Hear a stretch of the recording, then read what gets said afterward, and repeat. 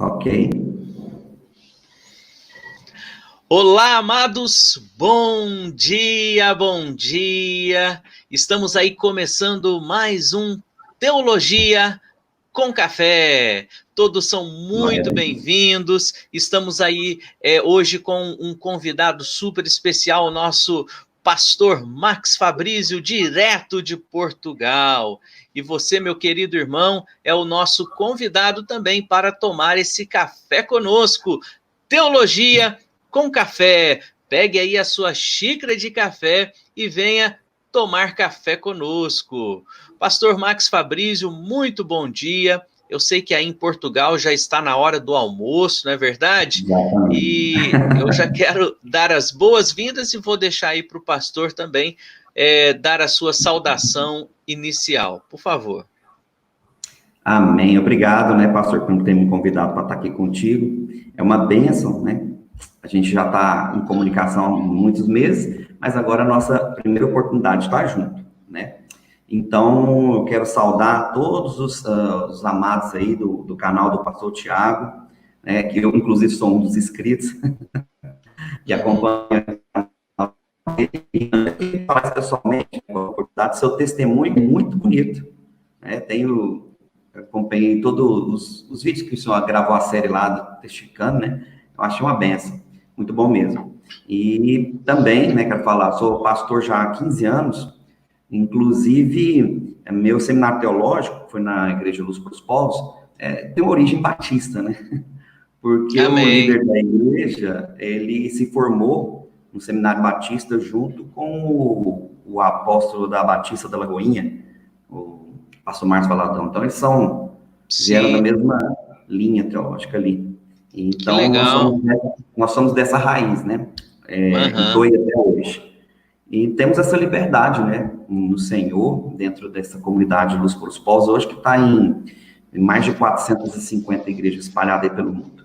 Mas ele é bem forte no Brasil e na África, ok? Que Eu bênção. sou casado há 23 anos com a mesma esposa, ok? Aleluia. Vai fazer 23 agora. Estou contando que já vou fazer 23 recente. E tenho Amém. 4 filhos. 3 filhas, né? E um que nasceu agora aqui em Portugal, um portuguesinho, primeiro Ó, rapaz. oh, maravilha. Ele fez um aninho agora, em português. E estamos aqui, né? Nós viemos para cá, temos uma comunidade aqui, né, como o senhor pode ver aqui, é meu salão do Sim, meu estúdio aqui. Temos uma comunidade aqui com alguns irmãos, cerca aí de 30, 40 pessoas, a maioria jovens, que nos sim. acompanham aqui. E eu creio que isso vai nos dar a oportunidade de expandir mais o reino, não só através, né, presencialmente aqui físico, como também virtualmente, que o canal também tem crescido bastante, então estamos chegando a 3 mil inscritos agora no canal. Uhum. Também comecei o canal localmente aqui em Portugal para poder passar estudo de escatologia, né, para alguns irmãos, Sim. e depois estou ganhando força e chegou onde chegou aí, não esperava esse crescimento tão grande. Que bênção, que bênção. Pessoal, o canal aí do pastor Max Fabrício é o canal Escatologia e Ciência de Verdade, viu? Se inscrevam lá no canal. Eu vou pedir que os nossos moderadores nos ajudem aí e coloquem o link do canal do pastor Max Fabrício, tá? Aí no chat, para que ainda quem não é inscrito, por favor, se inscrevam lá. Pastor Max Fabrício, o senhor está em Portugal há 3 anos, é isso, né?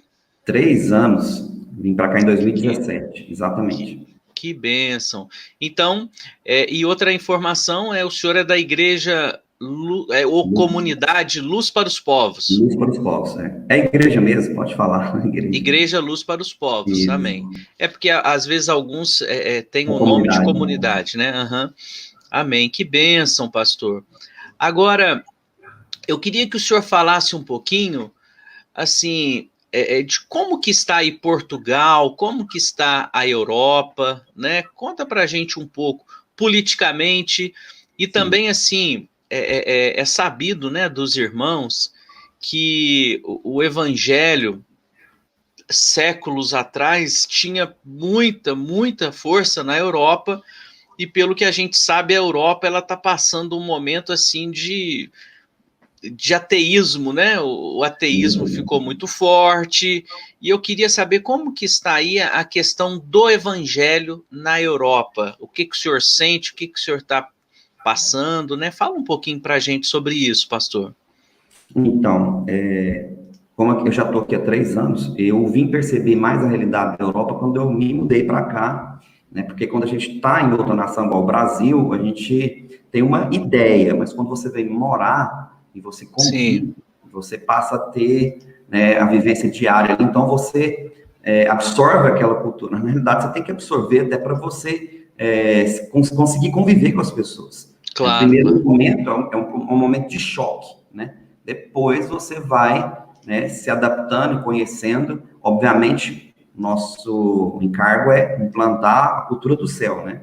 Mas a gente tem que entender a cultura de onde a gente está. Só que aqui é um pouco complexo, falando de geopolítica já, porque aqui Portugal tem uma cultura e a Europa, né, é algo, vamos dizer assim, é como se fosse um grande país, né? Como se fosse um grande Estados Unidos.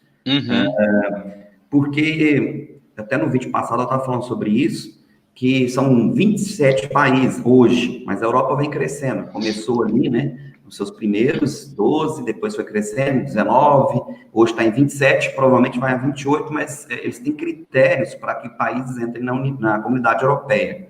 E também tem exigências para isso. Então, por mais que Portugal, outros países tenham o seu, vamos falar assim, o seu poder como nação, né, a sua autonomia como nação, ela é mais ou menos relativa, porque eles têm que se sujeitar para o bem da comunidade europeia às leis europeias. Não tem como. Principalmente países igual Portugal, que são países de média salarial mais baixa, né, que não são tão ricos quanto os outros, e a comunidade europeia hoje, querendo ou não, né, ela é a segunda maior economia do mundo. Na minha opinião, humilde, é a primeira. Eu vou explicar por quê. Estados Unidos, a gente sabe que é o maior PIB do mundo, a maior economia do mundo, são 20 trilhões de dólares por ano.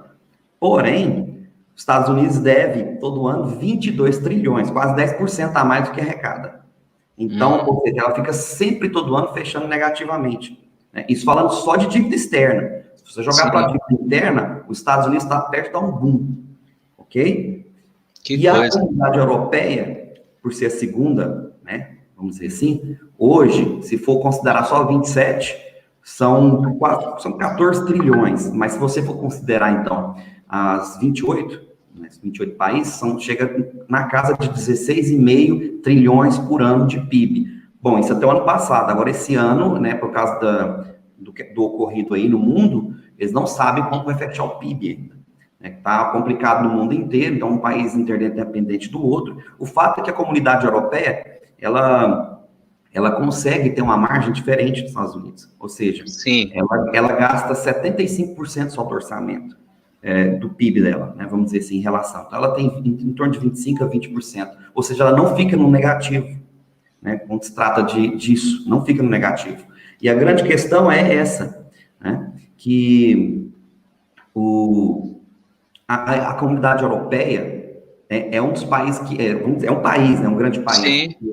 Tem o poder executivo, tem o parlamento, tem o poder judiciário, que é o Tribunal de Justiça da Comunidade Europeia, tem a auditoria, né, vamos dizer assim, tem o Banco Central Europeu. Então, ele é uma organização muito bem organizada, mas bem fechada com relação a isso. E há dificuldades, né? Então, no assunto de hoje é exatamente isso, como aconteceu e agora vocês têm acompanhado a cimeira que aconteceu aqui na União Europeia, né, que é essa reunião aí que já há 5 dias arrastando, conseguiram chegar num acordo agora, ontem, porque tinha um que estava impedindo. Meu Deus, é o tal de Mark Rutte, é o primeiro-ministro dos Países Baixos, da Holanda. Ele foi o osso duro de roer. E, na realidade, não foi só ele arrastou mais 4 países com ele ali. Se você for ver essa questão aí, por quê? Os países mais ricos, né, querendo ou não, eles estão sobre os mais pobres ali. E, na verdade, há um equilíbrio entre os países. Tem uns que devem mais, ou seja, tem mais, gastam mais do que arrecadam. E outros que devem menos, ou seja, gastam menos do que arrecadam. Então, eles chegam a um equilíbrio aqui. E aí, esses que estão mais equilibrados, têm exigências que eles querem colocar, e aí, só que tem que juntar todos esses órgãos da União Europeia para todo mundo chegar num acordo, e aqui foi um negócio, uma batalha mesmo, para vencer isso, para liberar essas verbas, porque a situação econômica aqui, né, ainda no Brasil ainda não está, porque a pandemia chegou aqui primeiro, e aqui a situação econômica já começou a ter agravantes, né, aumentou já muito o desemprego, e eu tenho irmãos aqui, conhecidos, já fecharam muitos restaurantes, principalmente na área turística, né? Eu estava hoje aqui na cidade vendo isso, não há turistas, por mais que aqui, na nossa cidade, já está aberto ao turismo, mas não tem quem vem. Aí entra uma outra questão, né? E eles estão, vamos dizer assim, gerando meios para que em 2021, né, possamos não ter um problema maior. Agora, olha só, a comunidade europeia está preocupada com isso. Agora, você imagina países que estão endividados, que já estavam devendo muito, como Estados Unidos, China, que deve 149% que arrecada, apesar do PIB dela ser quase 14 trilhões, ela gasta mais do que ganha, né? Infelizmente, a ideologia de esquerda. E esse Mark Rutte, da Holanda, né, dos Países Baixos, ele é conservador, ele é cristão, olha para você ver. Ele é um cara de uma família de protestantes aqui. E ele conseguiu colocar junto com ele a Dinamarca, a Finlândia, a Suíça, entendeu? Alguns países para poder barrar isso aí, para poder colocar vamos dizer assim, a sua mão ali. Porque se não há um conselho geral aqui na comunidade europeia, as coisas não avançam com os outros países. Então, os países têm sua soberania, entre aspas, porque eles dependem do conselho geral dos outros países, entende? Mas eles conseguem, né, com muita luta ainda, superar essas questões. Entendi. Não sei se eu posso continuar falando. Pode sim. Então, eu queria, porque aqui do Brasil, assim, a gente ouve falar muita coisa, né, da Europa. Mas, assim, eu queria saber essa questão também, o que o senhor sentiu quando chegou aí na Europa acerca do evangelho? Assim, o povo está aberto, está receptivo, ou eu ouvi falar, por exemplo, há 10 anos atrás, tem um amigo meu que ele foi para a Europa e tal, e ele falou assim, olha, a igreja da Europa é uma igreja velha, ou seja, você chega nas igrejas, são grandes catedrais, mas quem está lá é a outra geração, são idosos, poucas pessoas, né? Não é como no Brasil. Então, eu queria saber o que o senhor sentiu quando chegou aí na Europa, se isso é uma verdade, né? O que você sentiu quanto à igreja? Então, boa pergunta. Aqui, 4% só da população europeia que é cristã protestante, vamos dizer assim. Não é o tanto que o povo pensa, até porque uns se falam, como no catolicismo, eu sou católico, mas na realidade só de boca, né? Só de boca. Não tem uma assiduidade, não tem uma ligação mesmo com a igreja. Eles têm tradições, que na realidade para se chamar de católico ou de protestante. Bom, aqui, né, e na Espanha, são países mais católicos. Se você vai avançando aí para o lado, por exemplo, da Irlanda dos Países Baixos, Inglaterra, aí já são considerados mais assim protestantes, mas não que a Igreja Católica não tenha força, ela tem força ali também, né? Agora, então tem uma leve diferença entre alguns países e outros. Então, nessa margem geral, 4% somando tudo, né, entre os católicos. Só que hoje, na Europa, o maior desafio é o ateísmo, o ceticismo. Esse é o maior desafio. E, por incrível que pareça, o ocultismo, a bruxaria é muito pesada, inclusive aqui nos países católicos. Tá? Inclusive aqui em Portugal, na cidade que eu estou, se você vai estudar um pouco sobre a cidade aqui, já vem dessa cultura celta, né? São povos celtas, na verdade.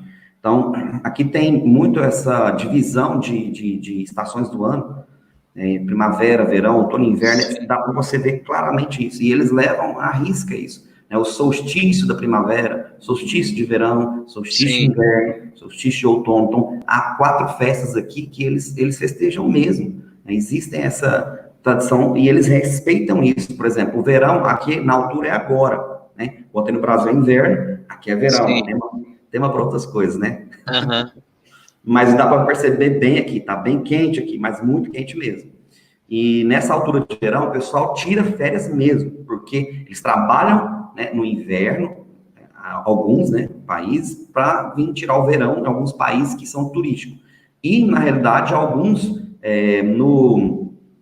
no verão, que caso aqui de Portugal, Espanha, alguns lugares mais turísticos, trabalham mais no verão, ao fazer o contrário, para ficar mais tranquilo no inverno, porque o inverno é baixa para alguns países turísticos, então tem essa diferença. Então, por causa disso, o evangelho, né, querendo ou não, sofre muito, porque as pessoas, elas têm uma mentalidade, uma tradição, e elas não querem fugir daquilo, entende? Entendi.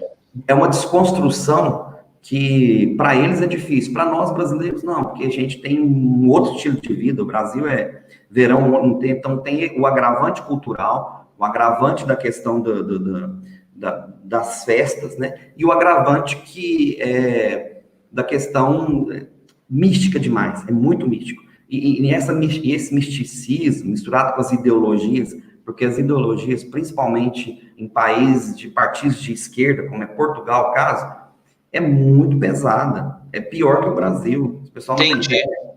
Eu passei um caso aqui na minha É pior filha. que uma religião, né? Que uma seita, né? Que joga muita mentira na cabeça da pessoa e a pessoa tem dificuldade para se libertar disso, né? É o que o apóstolo Paulo fala sobre sofismas, né? Então, assim, as nossas armas não são carnais, mas espirituais e poderosas em Deus para destruir, né, todas as armadilhas, né, todas as fortalezas de Satanás, que são sofismas, né? Então, isso é terrível, né? A filosofia tomando um lugar aí onde impede as pessoas de conhecer o verdadeiro Deus criador dos céus e da terra, né? Exatamente. E para você ter uma ideia, eu vim, obviamente, eu entrei aqui com visto de estudo, eu vim legal, eu não vim também para estudar, porque eu fazia engenharia civil no Brasil. Eu estudei 2 anos de engenharia lá, no Rio de Janeiro, e vim para fazer o Erasmus. Erasmus é transcultural. Sim. E aqui eu vim para fazer engenharia geofísica, né, que é sobre sismologia, na área mais sismológica. E lá na universidade, por exemplo, a Universidade do Porto, que eu estudei 1 ano, é uma universidade que é bem tradicional na Europa, tem muitos anos, na verdade, é uma das 300 melhores faculdades da Europa, isso falando que aqui tem mais de 20 mil universidades, mais de 20 mil. Então, é uma universidade bem conceituada e ela é cosmopolita, porque tem gente do mundo inteiro. Vem gente do mundo inteiro, inclusive da Europa, estudar aqui no Porto. É uma cidade universitária. Sim. E alguns estudantes aqui, né, principalmente os que estão em curso de graduação ou pós-doutorado, eles usam uma roupa preta, né, uma capa preta, parece uma coisa bem cultista mesmo, mas é tradicional. Não é nada barato, é quase 1.000 euros você ter essa roupa. E eu estudando lá com eles, né, eles têm umas coisas dentro da universidade que a gente chama aí como é que fala a palavra no Brasil? Da trote. Fala, trote, né? Sim, isso. Aqui também fazem, mas é bem diferente. Porque os trotes deles aqui, eles misturam muito ritual satânico. Então, eles pegam uma vara, circulam ela com alguns objetos, e as pessoas que são novatas na universidade têm que, vamos dizer assim, prestar serventia a eles por um determinado tempo para poder fazer parte desse grupo fechado. Então, isso já começa dentro das universidades, tá? E por quê? Aqui tem uma livraria que chama Livraria Lelo. Né? Aquela escritora de Harry Potter escreveu aquela série aqui, assim, idealizou ela, né? E escreveu parte dela aqui, não foi toda ela. Então, tem ali, né? Você entra na livraria aqui, em qualquer lugar que você vai entrar, de cara você já vê lá, né? Em Harry Potter, qualquer lugar. Sim. E aquelas roupas, né, para você ter ideia de Harry Potter, foram inspiradas aqui na roupa dos universitários da Universidade do Porto. Então tem já toda uma história por trás disso. Entendi. Por isso que eu digo que aqui o ceticismo e o ateísmo é muito pesado, é muito forte. Que coisa, hein? E Não por é trás fácil disso está pregar o o ocultismo evangelho. também, né? Oi? Por trás disso está o ocultismo, né? Exatamente. E não é fácil você confrontar isso, pregar o evangelho, porque as pessoas, elas têm muito conhecimento, porém, é um conhecimento misturado com o oculto, misturado com uma ciência, é uma ciência misturada, entende? Com muitas Uhum. outras coisas. E também tem a tradição religiosa e familiar, tá? Tem coisas boas? Tem muitas coisas boas, claro. Porque quando temos portugueses na nossa igreja, se rendem ao Senhor, eles são fiéis de todo o coração. E Sim. isso eu posso falar porque tem irmãos portugueses conosco. Então, são pessoas assim que verdadeiramente se entregam e querem ter uma experiência genuína com o Espírito Santo. Eles Sim. querem essa experiência, eles buscam isso. E esse tem sido o diferencial aqui, né? Porque errais para não conhecer as Escrituras e nem o poder de Deus. Então, você tem que contrabalancear isso aí na vida dos irmãos, né? Porque conhecimento demais, né? E Espírito Santo de menos atrapalha. Tem que estar equilibrado isso aí. Interessante, pastor, né?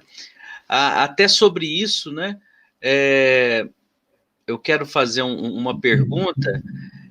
Eu acredito, não sei, pelo que você falou, né, da sua formação teológica, você crê que o Espírito Santo, o batismo com o Espírito Santo é uma experiência distinta do novo nascimento, no batismo com o Espírito Santo, né? Como que é a sua fé sobre isso?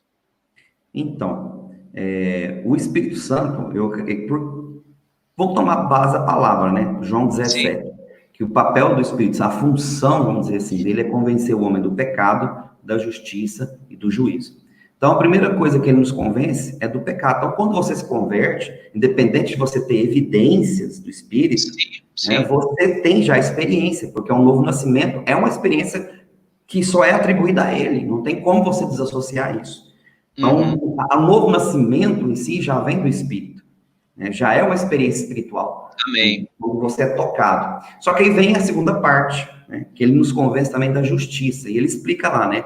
Do pecado porque, né? Não crê em mim. Então, o pecado não crê no Messias, em Jesus.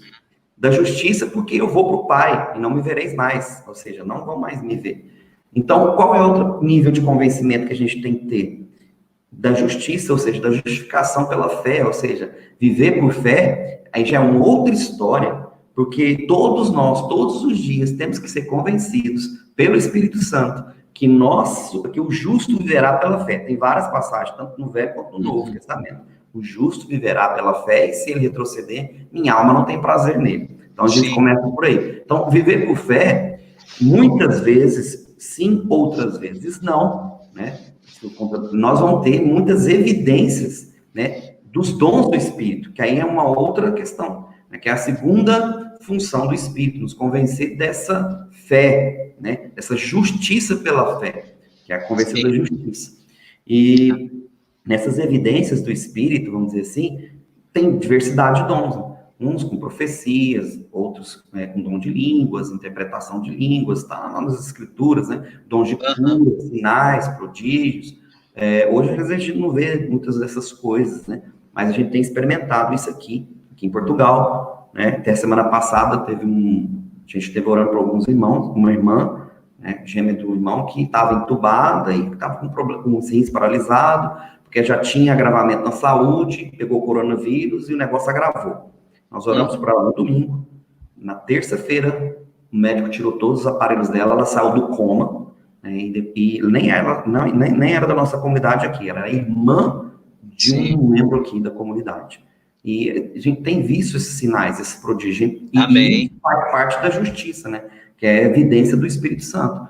Mas não quer dizer que alguém ainda não teve a experiência, né, vamos dizer assim, de fé, que ela não tenha o Espírito Santo, porque se a gente disser isso, a gente está desqualificando a primeira, né, parte do texto, que é exatamente a conversão, que é o convencimento do Espírito. Então, na minha opinião humilde, eu acho que as duas coisas são atributos do Espírito Santo. Tem uma terceira que eu nem falei ainda, né, que é a questão do juízo, que é tempos que nós estamos vivendo agora.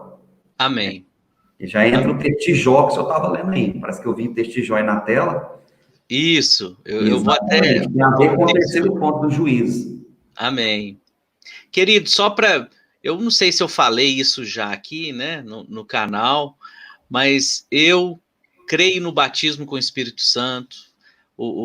Eu sou batizado com o Espírito Santo pela graça e misericórdia do Senhor. Glória o Senhor nos concedeu dons espirituais também, tá? Então, eu creio na plenitude do Espírito Santo, creio em poder de Deus agindo na vida dos cristãos, né? Poder de cura, o dom de profecias, enfim, tudo que a Bíblia diz, eu acredito, porque eu acredito na palavra, né? Glória a Deus. Assim como o pastor, né? Bom, pastor Max... Só complementando, o senhor falou uma coisa tão importante, porque aqui nesses países que tem muito pouco no evangelho sendo pregado, e mais ocultismo e tradicionalismo, sem evidência do poder de Deus, a coisa não vai para frente, não prospera. E encarna aquilo que o senhor estava falando exatamente aí, que as igrejas aqui se tornam passiva, morna, parada, estagnada. Racional, né? Racional, vai passando de pai para filho, entende? Entra nessa questão, ou seja, não há pessoas que entram para o evangelho. Amém. Por isso que eu defendo aquilo que o apóstolo Paulo falou, né? Ele fala assim, eu não fui até vós com palavras de persuasão humana, né? Ou seja, com sabedoria ou sublimidade de palavras, mas sim no poder do Espírito Santo. Exatamente. Então, o que difere a igreja é realmente essa unção, o poder do Espírito Santo agindo na vida do cristão, né? E eu creio, né, nessa plenitude, né? E vejo que o Senhor também crê. Pastor, agora, bom, eu vou deixar também, depois eu quero que o senhor deixe aí uma palavra, né? Um devocional também. Mas eu queria que o senhor falasse um pouquinho sobre essa cimeira, essa questão política. Eu vi que nos últimos vídeos o senhor abordou isso. E eu queria que você também fizesse aí um link, o que isso tem a ver com a escatologia, o que você entende que está acontecendo hoje tem a ver com a escatologia, tá? Enquanto isso, eu já vou colocar o link do seu canal aqui. Ok. Fique na liberdade, pastor. Amém, amém. Então, a cimeira que aconteceu aqui agora, né, vai ditar os rumos econômicos aí, principalmente do mundo, não só da comunidade europeia. Porque se aqui for bem, os outros vão bem. Se aqui for mal, né, vai afetar muita coisa. Agora, o que isso tem a ver? Bom, a palavra de Deus nos fala exatamente da estátua de Daniel. Então, tem um documentário no canal sobre a questão da estátua de Daniel. Aquela profecia, foi a primeira profecia escatológica, na realidade. Né? Que, na realidade, quem teve foi Nabucodonosor. Daniel, ele teve a revelação do sonho e da interpretação do sonho, as duas coisas. E hoje, no documentário, são acho que 53 minutos de documentário, que foi muito bem feito, por sinal, relata exatamente essas transições, né? E hoje nós vivemos o momento, né, dos 10 dedos da estátua, os 10, que são os 10 chifres lá da besta, né? Vamos dizer assim, de Apocalipse. Se você for usar esse paralelo de 10 aí. Agora, olha que interessante. Esses, vamos dizer assim, reis, né? Porque lá fala que são reis, os 10 dedos da estátua. Lá na profecia de Daniel diz que eles se misturariam, né? Concernente a casamento. Eles se uniriam, né? Concernente a casamento, mas não se misturariam. Né? Não estaria misturado. E o que acontece aqui na União Europeia, vamos dizer assim, é exatamente isso. Exatamente isso, porque foi a transição, misturou-se aqui todos os 4 reinos anteriores. Né? E você pode ver que a besta lá é meio que uma mistura dos outros, é um pedaço do animal, um pedaço do outro. Daniel depois tem outras visões, se misturou, né? Se misturou mediante a casamento, mas, vamos dizer, se uniram, né, mediante a casamento, mas não se misturaram. Estão juntos, mas estão misturados. Exatamente o que acontece aqui na União Europeia. Então, isso é fato, todo mundo, acho que muitas linhas de interpretação teológica concordam com alguma coisa vindo daqui, da região da Europa. A Europa, ela tem crescido. Ela não é só mais aqueles países europeus. Então, tem países que eram da antiga União Soviética hoje, tem países da Ásia hoje que fazem parte da União Europeia e outros estão entrando, tá? Tem outros países entrando para essa comunidade europeia, ela tem crescido. Só que aí você fala, mas são 10 dedos da estátua, já são 28 países, que negócio é esse? Mas, olha só, a Bíblia é muito, muito tremenda no que ela fala. A Bíblia fala de 10 reis. E aí é onde entra você conhecer um pouco da história, né? A primeira república do mundo, por incrível, né, o mais sobrenatural que pareça, foi aqui na região da Europa. A primeira república foi San Marino. Assim, não foi oficial, foram 300. Mas a primeira república oficial foi a Suécia. E o que acontece na Suécia? E o que vai acontecer em 2021, todo ano, em janeiro? O World Economic Forum de Davos, que é considerado uma grande, uma das maiores cidades da Suécia. Agora, olha que interessante, essa questão de Davos, ela é como se fosse um governo tecnocrata, né, ali. Ele não é oficial um governo, mas desde 1971 vem sendo implementado essas questões para que haja um novo tipo de governo. E ele precisa, sabe, de alguns ajustes. E esses ajustes são feitos ali, né, no órgão não governamental, sem fins lucrativos. Porém, existe sim um tipo de governo ainda. E os países, querendo ou não, que estão na liderança, né, dessa comunidade europeia, se você for ver, se você for analisar, são países que vêm de uma transição de monarquia. E aí que nós entramos num X da questão. De todos os 27 países, só tem 10 que são monarquia. Os outros não, são república. E por isso que eu falei de república, porque a república começa aqui na Europa, através da Suíça, e ela vai se estendendo. Depois, lógico, vem os Estados Unidos, em 1789, 100 anos depois o Brasil, okay? Só que a França entra antes, um pouquinho antes do Brasil, depois o Brasil, Filipinas e Portugal. Portugal é o 6º país na linha de república. Agora a gente tem que entender o que é república. Res pública, coisa pública. Ou seja, eles não queriam mais monarquia, ou seja, no poder, arquia, poder, poder, eles não queriam mais, eles estavam, vamos dizer assim, de saco cheio, vamos usar essa palavra aqui, de monarquia. Eles queriam algo que eles pudessem eleger, que eles pudessem falar. Então, isso começa aqui na Suíça, na Europa, e se estende em muitos outros países, né, que tem hoje um sistema de governo de monarquia. De monarquia não, de república, né? Só que a monarquia subsiste ainda até hoje. São os principados, vamos dizer assim, né? Chamados aqui de principado. De Mônaco, a Espanha ainda é um principado, né?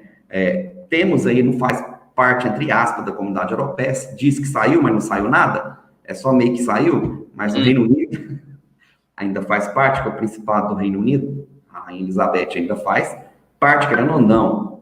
Sim. Ainda tem essa associação. Então, desses 10 países que eu falei para o senhor, eles né, estão ainda em evidência. O que eles fizeram para permanecer esses 10 países em monarquia? Eles fizeram o seguinte, olha, o povo já não quer monarquia, então nós temos que dar um up, fazer um upgrade, né? Então, nós vamos lançar, tipo, uma monarquia parlamentarista, vai ter um primeiro-ministro, que, na realidade, tem que prestar conta para o principado, para o rei ou para a rainha, né? O primeiro-ministro governa, mais ou menos, governa sim, tem voz ativa, mas tem que prestar conta para a rainha. Então, inclusive tem um seriado na Netflix, que é The Crown, né? Eu até indico, é um histórico. Só toma cuidado que no final você vai acabar se apaixonando pela Rainha Elizabeth, que não é muito bem aquela coisa linda, né?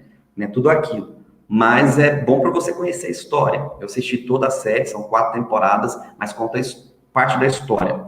E você tem que entender isso porque, por mais que o governo aqui seja republicano, de alguns países, ou república, né? República democrata, acontece algo interessante aqui. Muitos desses países, né? Ou quase todos, inclusive a Prússia antiga, né? Que pega a Rússia, a Alemanha e vários outros países ali, são, vamos dizer assim, parentes ou netos da antiga Rainha Vitória. Né? O reino dela se expandiu para todos esses países. São, assim, coisa de quase 17 ou 20 países aqui da Europa. O principado deles veio da Inglaterra. Então, veio se misturando mediante a casamento, né? Vão se unindo mediante a casamento, mas não se misturaram. Então, se você fizer uma breve pesquisa aí, você vai entender isso. E o que isso tem a ver com os fins dos tempos? Esse é o reino que vai preparar o palco do anti-Messias para o fim dos tempos. Agora, quem é esse cidadão? Como ele vai ser? Nós temos que estar sempre de olho na geopolítica, no que tem acontecido no mundo, né? Porque hoje a gente fica muito com os olhos dos Estados Unidos, né? Brasil, China, todos eles têm sua participação muito importante. Mas o fato é que a Europa tem um papel fundamental em tudo isso, fundamental, porque parte dessas, vamos dizer assim, desses países que eu citei, tem o dedo lá, né, da Inglaterra, querendo ou não, tem o dedo da Espanha, tem o dedo de Portugal, e os países aqui são fechados para isso, junto a isso. Agora, pastor, pode perguntar, pastor, senão vai avançar o tempo, eu falo não, tá ótimo. Agora, uma outra coisa, nós vimos aí nos últimos anos essa migração em massa dos para a Europa. E aí, primeiro, o que você acha, né? O senhor acha aí desse movimento? E segundo, o que isso influenciou aí na Europa? Não sei se Portugal sentiu muito isso, né? Então, queria também que você falasse sobre isso. Então, essa migração muçulmana, né, vamos dizer assim, aqui, a Igreja Católica acabou, vamos dizer assim, assumindo um papel de acolhimento. Então, você pode notar que os países de sua maioria católica, como Portugal, né, a Grécia, até porque vieram muitos pela Grécia ali, a Itália, acolheram muito. Inclusive aqui em Portugal, eu conheço famílias muçulmanas. Minha esposa até fez amizade com algumas, foram acolhidas pela Igreja Católica. Por 2 anos, ela banca tudo da família. Comida, moradia, transporte, tem tudo aqui. Não todos, né, mas aqueles que eles acolhem. Então, tem ONGs aqui, né, para acolher esse pessoal. E são muitos já. Né? Então, 2 tipos de, vamos dizer assim, de imigrantes aqui que tem muito, mais que brasileiro, inclusive, que é muçulmano e chinês. Os 2. As maiores comunidades aqui. A China aqui, pelo amor de Deus, para tudo que é lado. Principalmente Portugal. Então, essas comunidades aqui são muito grandes. E são comunidades, acabam que falam uma língua parecida, né? Porque a China teve uma cimeira também, né? Que ela reuniu esses países da Ásia. Inclusive, esses países de radicais islâmicos são meio que unidos. Então, essa questão aqui, vamos dizer assim, é um grande desafio. Nós temos várias teorias especulativas, é claro, mas a gente não tem um ponto final nisso, porque sempre surgem novas coisas. E esse é o grande desafio da escatologia. As coisas, ocasionalmente, sempre estão mudando. E, às vezes, a gente se depara com muita gente com uma opinião muito fechada sobre o assunto, né, de um ponto de vista só, eu só acredito nisso, e acaba que vai acontecendo um monte de coisa, como aconteceu nesse caso da pandemia, que começa a mudar muito paradigma. Então, nós temos muitos paradigmas, né, padrões, em que não abrimos mão disso, inclusive com relação à ciência, né? Um outro assunto que quebra muito paradigma dentro da interpretação escatológica. E eu procuro conhecer, eu conheço todas as visões, algumas eu conheço a fundo, outras eu conheço, tenho me aprofundado, mas o fato é que a gente não pode bater o martelo e falar, vai ser assim, porque daqui 1 ou 2 anos você pode estar errado, entende? E eu já mesmo mudei de conceito por mais de 1, 2 ou 3 vezes, me deparando exatamente com o que tem acontecido. Então, agora eu até mudei a minha forma de enxergar as coisas e até de responder, para não dar, né, ponto sem nó, como diz na minha terra lá em Goiás, que eu sou goiano. Eita glória! Gosto de pão de queijo, piqui, frango com gueroba. Oh, maravilha! Frango com taioba é bom demais. Mineiro gosta, né? Pão de queijo, então é isso, pastor. A escatologia, ela não pode ser fechada, e a gente não pode bater o martelo. E eu também não posso falar assim, pronto, mas a gente tem sim linhas que vão nos levando a pensar certas coisas. Por exemplo, sobre essa questão dos muçulmanos que o senhor falou aí, né? Pelas muitas questões bíblicas, né? E é uma guerra antiga, que começa lá em Ismael, né? Pela questão lá, e depois Isaac. E, oh meu Deus, Isaac tem os 2 filhos gêmeos, né? Esaú e Jacó, e ali começa uma guerra entre 2 nações, é uma profecia, né? As 2 nações estão guerreando e a guerra chegará até o fim. Qual que é o grande problema disso? Que a gente acha que eles são só os muçulmanos, não são. Porque eles se misturaram em todas as nações da Terra. Obviamente, hoje eles estão em evidência por causa de um sistema religioso que eles escolheram, mas não quer dizer que eles não estão se misturando, estão misturados com outras nações, como a questão dos brasileiros. Se você for estudar a história do Brasil, na época, aqui em Portugal, dá para você saber muito isso num museu que fica em Lisboa, né? A Inquisição, na época da Inquisição, da perseguição, inclusive veio de parte da Espanha, Portugal fez parte disso, aqui tem muita comunidade judaica, muitas sinagogas, e muitos judeus fugiram do Brasil, eles foram obrigados a ir para lá, foram condenados a ir para lá ou morrer, duas escolhas. Então, a cada 4 brasileiros, no ano de 1700 e pouco, 3 eram judeus. Isso, eu estou falando há 300 anos atrás, quase, 200 e tal anos. Então, nós estamos falando de 75% da população do Brasil há quase 300 anos eram judeus. Agora, você imagina hoje. Uns preservaram, né, a fé, outros não. Né? Inclusive, a minha família, Cordeiro, eu não tenho Cordeiro no nome porque já perdi o sobrenome, mas a minha família Cordeiro foi a primeira família, família, né, de imigração judaica do Brasil. Né? Sim. Pelo Nordeste. Então, são pesquisas que você vai fazendo que vai te levando a ver como as nações se misturaram, inclusive os muçulmanos. Entende? Os muçulmanos tiveram essa mistura. Então, nós sabemos que essa guerra vai durar até o final. O Messias falou que até o fim haverá guerra, porém o fim não é a guerra, o fim vai vir dele. Isso aí é bem claro, tá lá. Aí, então, virá o fim e eles começam a relatar um monte de coisa.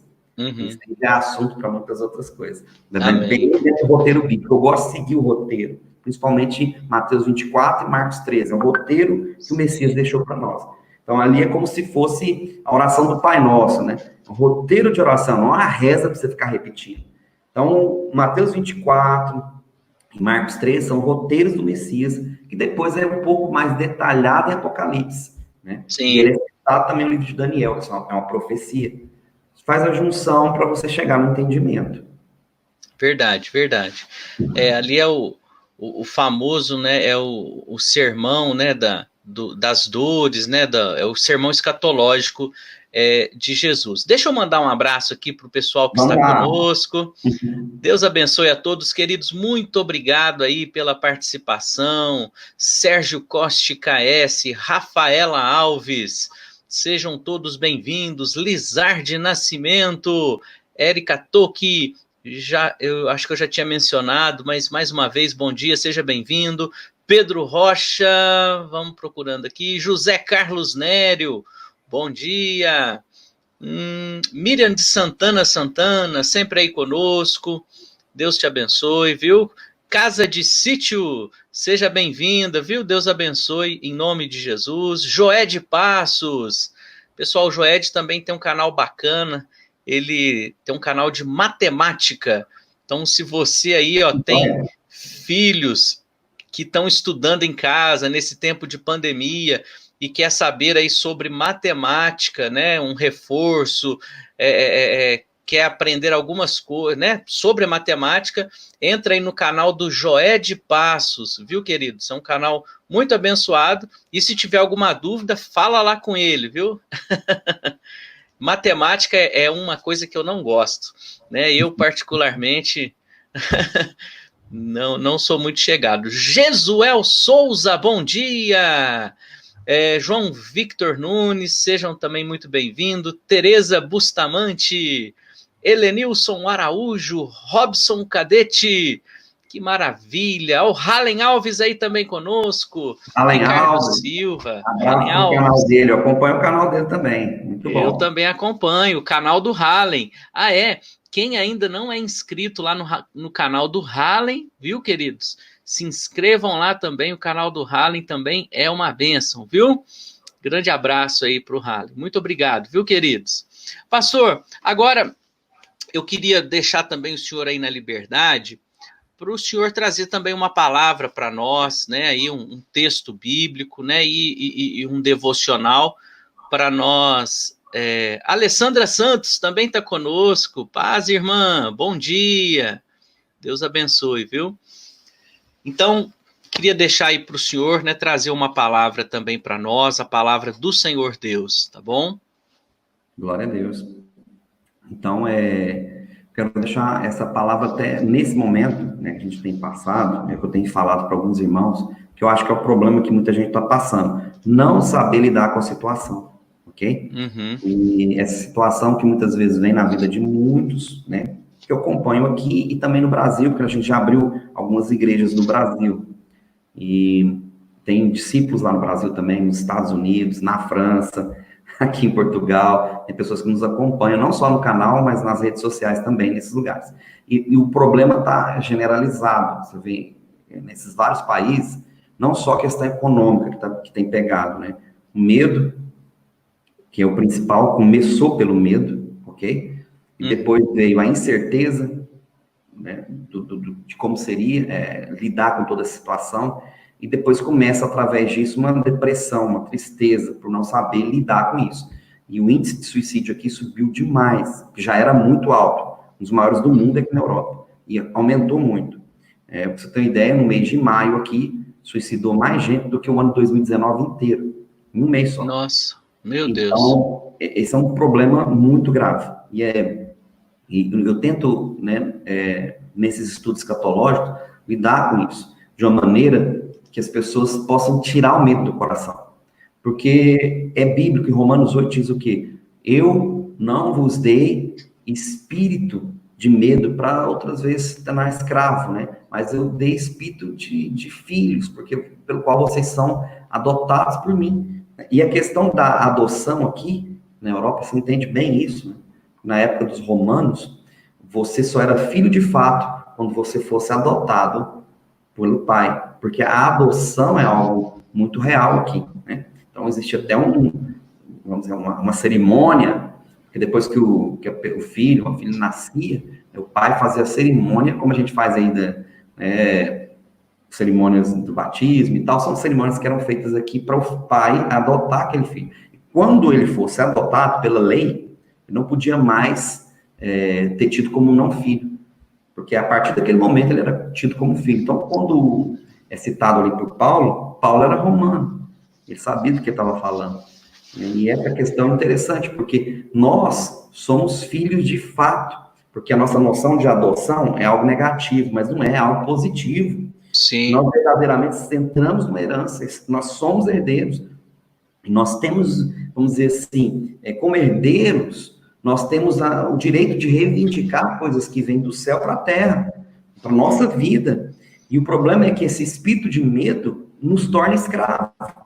Né? Escravos do quê? Dos nossos próprios pensamentos. E isso é forte, porque você é escravo do que você pensa, infelizmente. O seu corpo se torna escravo daquilo que ocupa o seu pensamento, ou traduzindo, o que ocupa o seu pensamento domina o seu corpo.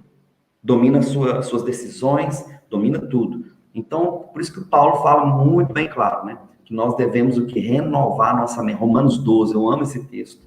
Eu amo esse texto. Rogo-vos, pois, irmãos, ali rogar é implorar de joelhos, que apresenteis os vossos corpos como um sacrifício, vivo, santo e agradável a Deus, que é o culto racional, um culto inteligente, mas com a presença do Espírito Santo, para que nós possamos experimentar a boa, agradável e perfeita vontade de Yahweh Tsevaot, nosso Senhor Jesus, na nossa vida, né? Nós precisamos experimentar, mas para isso nós precisamos o quê? Renovar a mente.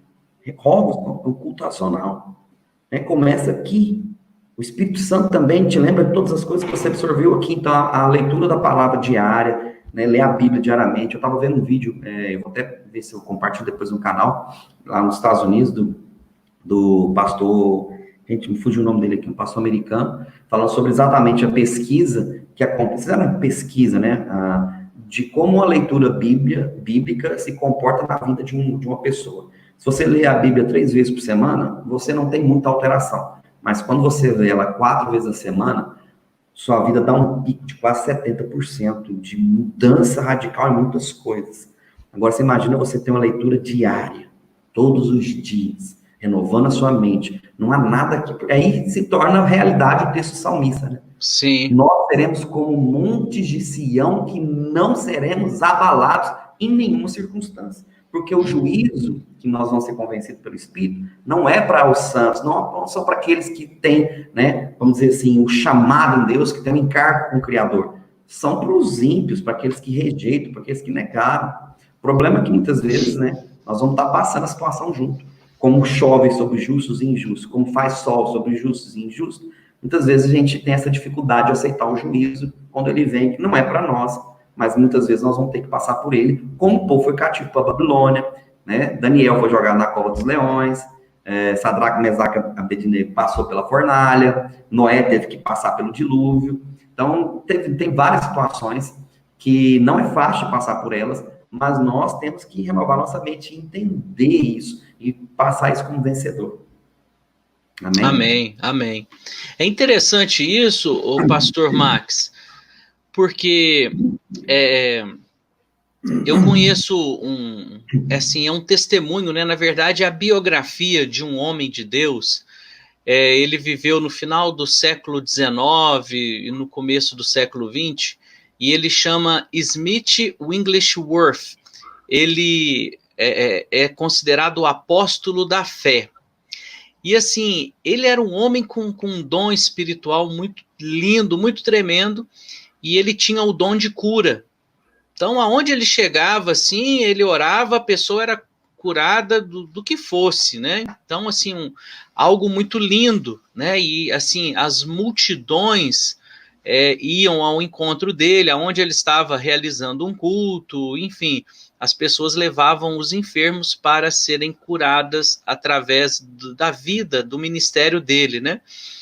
E aí, certa feita, alguém pergunta para ele: escuta, o Smith Wigglesworth, qual que é o segredo, né, para você ser usado assim por Deus? Aí a pessoa fala: você deve orar muito, né? Você deve viver de joelhos, de jejum e oração, né? Deve ser a sua vida assim, né? Ele falou assim: não é que eu vivo de jejum, né? E oro muito. Ele falou: eu oro sim, todos os dias, busco ao Senhor, mas ele usa uma expressão, ele fala assim: eu me ensopo da palavra de Deus. Então, assim, eu me encho da palavra e eu creio absolutamente na palavra. Eu tenho fé e eu acredito que o que está escrito na palavra é verdadeiro e se cumpre. Então, assim, ele fala que o segredo dele é a fé na palavra. E ele lia muito a Bíblia, né? E realmente foi um grande instrumento do Senhor. Se alguém quiser conhecer aí da sua história, eu tenho aqui em casa 2 livros, né, sobre ele. É uma bênção. Smith Wigglesworth, apóstolo da fé, né? Tem vários livros aí sobre a vida dele, né? Então, realmente, temos que nos encher da palavra. Sim. Amém. Pastor Max, eu quero agradecer a presença do Senhor. Eu vou colocar aqui mais uma vez o link do site, perdão, do canal do Pastor Max. Está aí, viu, gente? Esse aqui é o link do canal do Pastor Max Fabrísio. Ele que veio aqui cooperar conosco. Ele fala de escatologia no canal dele, sobre também aí geopolítica, né? E tantos assuntos interessantes. E eu convido os irmãos para se inscreverem lá. Vamos dar esse apoio aí ao Pastor Max, para o canal dele também rapidamente bater lá os 10 mil inscritos, né? E depois dos 10 mil, o próximo passo é os 100 mil, né? É um passo grande, mas temos a fé para isso. Amém, amém. Parabéns, aliás, pelos 10 mil inscritos aí no seu canal, viu? Muito obrigado, glória a Deus, né? Na verdade, isso aí é graças aos nossos amados irmãos aí, os inscritos, né, que sempre estão conosco, que compartilham os vídeos e deixam o seu like, né? Que bom. E Pastor, toda a glória a Deus. Estou lembrando aqui, eu tenho lido um livro, que eu, além de ser pastor, né, eu trabalhei e formei nessas áreas, assim, mais de... Você não gosta muito de matemática, mas na área de exatas, né? Eu estou lendo um livro muito interessante, é um livro científico cristão escrito por cientistas criacionistas, né? Acho que você já ouviu falar, né? Ciência e Mito. Wolfgang Smith. Já ouvi falar, não... Eu estou lendo ele. É um livro, assim, meio chatinho de ler, porque tem muita linguagem científica. Mas, como você entende, eu estou lendo com calma, já estou terminando. Mas fala sobre assuntos que o senhor já abordou aqui no canal, e eu também. Muito interessante. Eu estou preparando material há meses sobre isso. Que legal, que legal. Na área de formação aqui, engenharia. E próprias citações do próprio livro. Muito bom material. Ok? Se eu quiser fazer uma live sobre o assunto, vou... Compartilha conosco aí, pastor, viu? Amém. E o que o senhor puser no canal aí, nós vamos estar recebendo, vamos estar ouvindo. Bom, Amém. hoje é aniversário da Sueli Rocha. Cadê a Sueli Rocha? Deixa eu ver aqui. Aqui, ó. Sueli Rocha, feliz aniversário, minha irmã. Que o Senhor Deus te abençoe e te guarde, viu? Faça resplandecer sobre ti o teu rosto e te dê a paz, viu? Aleluia. De vida, que as bênçãos do Senhor sejam sobre ti, tá bom? Parabéns para você nessa data querida, muitas felicidades, muitos anos de vida. Amém. Então, Amém. irmã que segue o senhor no canal aqui, que ela é assídua no meu canal, irmã Solange. Deixa um abraço. Solange. Ela sempre está aqui no seu canal e também está sempre no Amém. meu canal todos os dias. Um abraço para Solange aí. Amém. Glória a Deus. Muito obrigado.